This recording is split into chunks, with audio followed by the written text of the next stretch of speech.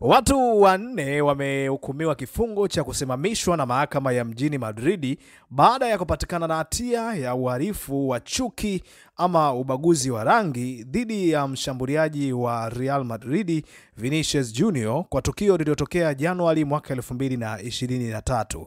Kwa mujibu wa taarifa iliyotolewa na La Liga, watu hao walihusika katika tukio la kushtua ambapo walining'iniza bango lililoandikwa Madrid Hate Real, yaani watu wa Madrid wanachukia kweli, pamoja na sanamu ya plastiki nyeusi iliyovaa jezi nambari 20 ambayo inamaanisha ya mchezaji Vinicius Junior kwenye daraja karibu na uwanja kabla ya mechi ya Copa del Rey dhidi ya klabu ya Atletico Madrid. Mahakama iliyapatia watu wote hukumu ya kifungo cha miezi 15 jela kwa kosa la chuki ama ubaguzi wa rangi, huku mmoja wao akiongezewa miezi 7 zaidi kwa kosa la kutoa vitisho na kusambaza video ya tukio hilo mitandaoni.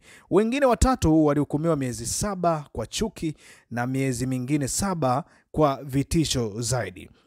Hata hivyo, hakuna aliyehukumiwa kifungo gerezani kwa kuwa wote walitia saini ya barua ya kuomba msamaha kwa Vinicius Junior, Real Madrid, La Liga na shirikisho la soka la Hispania, yani RFEF.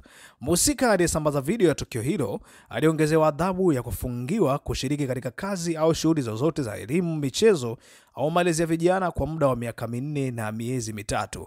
Wengine walifungiwa kwa miaka 3 na miezi 7 kila mmoja. Mshtakiwa wa kwanza alitozwa faini ya euro 1084 ambayo kwa pesa za Kitanzania ni takribani milioni 3.5, huku wengine watatu wakitozwa euro 720 kila mmoja ambazo ni sawa na shilingi za Kitanzania milioni 2.3. Wote wamewekewa amri ya kutokabiliana na Vinicius nyumbani au kazini kwa umbali wa mita 1000, yani hawatakiwi kuweza kumsogelea hata kidogo.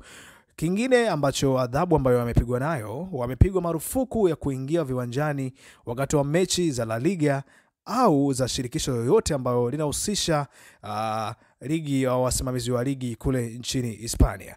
Pia wameamriwa kushiriki katika programu maalum ya elimu ya juu ya usawa, haki za binadamu na kupinga ubaguzi. Kushindwa kuhudhuria programu hiyo kutasababisha hukumu ya kifungo kutotekelezwa ipasavyo. Hatua zingine, hakukuwa na tamko lolote la moja kwa moja kutoka kwa mahakama au kutoka kwa Vinicius kufikia wakati wa taarifa hii ambapo inaweza kukufikia. Bana, hiyo ni taarifa ambayo ilikuwa imepandishwa na CNN na Reuters na vyombo vikubwa sana ulimwenguni vikiweza kuelezea namna ambavyo wale watu ambao walikuwa wameweza kumbagua Vinicius wameweza kuhukumiwa huko nchini Hispania kwa sababu tu ya ubaguzi wa rangi mpaka hivi sasa.